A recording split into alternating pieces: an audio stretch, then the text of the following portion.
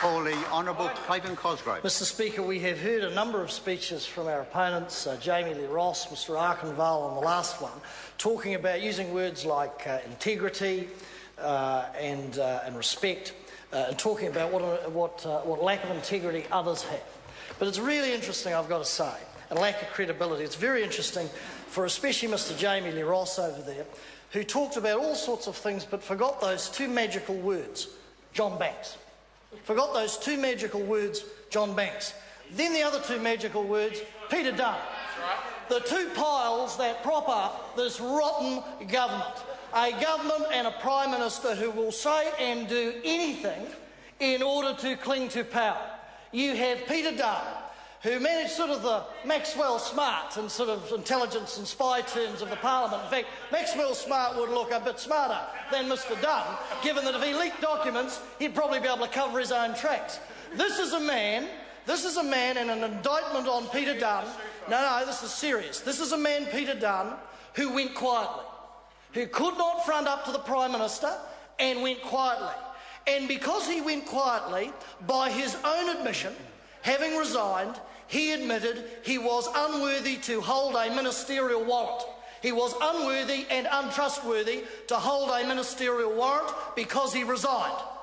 Yet, the Prime Minister a couple of months later, when he thinks the heat's off, and we are talking about national security here, we're not talking about some peripheral offence, we're talking about breaching national security, but the Prime Minister, so desperate, will bend any rule, break any moral authority that he has, because apparently now Mr Dunn is trustworthy.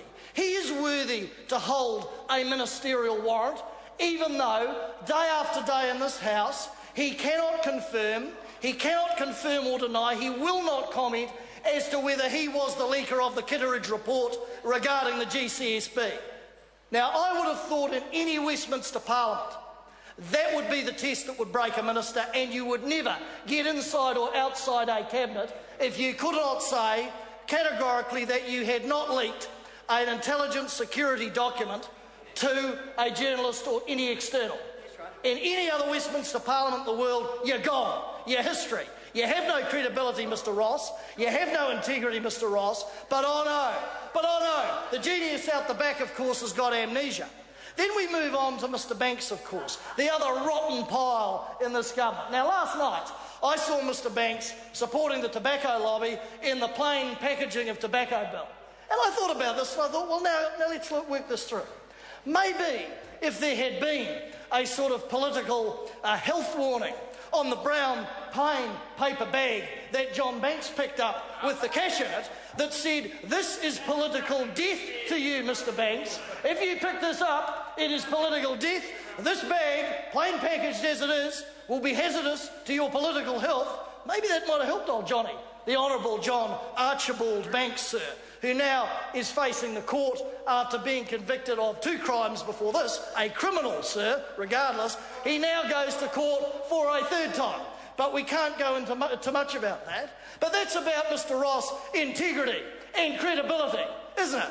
The 2 magic words, John Banks. The 2 magic words, Peter Dunn. Eminent New Zealanders, of course. Eminent New Zealanders. Accused, sir, of exceptionally serious offences. One who cannot lie straight in his bed because he can't admit whether he did it or not, but he's good enough to be in John Key's cabinet.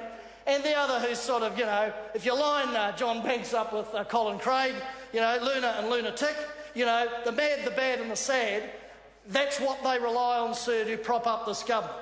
So let's not have any high-handed lectures from that mob over there about credibility, Mr Ross, and integrity, unless you're prepared to get up and give us your opinion of your cabinet colleagues, Mr Banks, formerly, and Mr Dunn.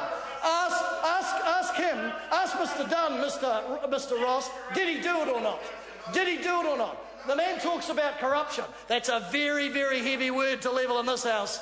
my old mate, a very, very heavy word. Maybe you should go and ask John Banks about corruption and ask him why he's facing court action, and then come back and give us a wee lecture, young man, about integrity and credibility. Because your government, sir, that government and the Prime Minister, stands accused of being propped up by rotten piles. And then, of course, these guys talk about potential coalition partners on our side. Well, I've got to tell you, when I was overseas, sir, at Christmas, I went to a place called Cape Canaveral. I did.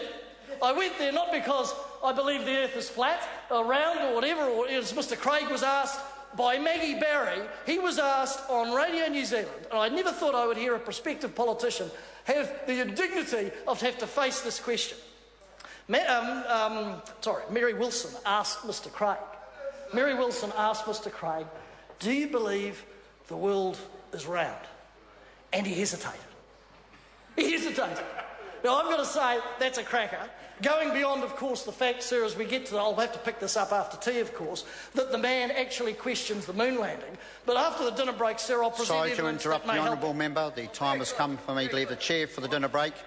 This debate is interrupted. I shall resume the chair at 7:30.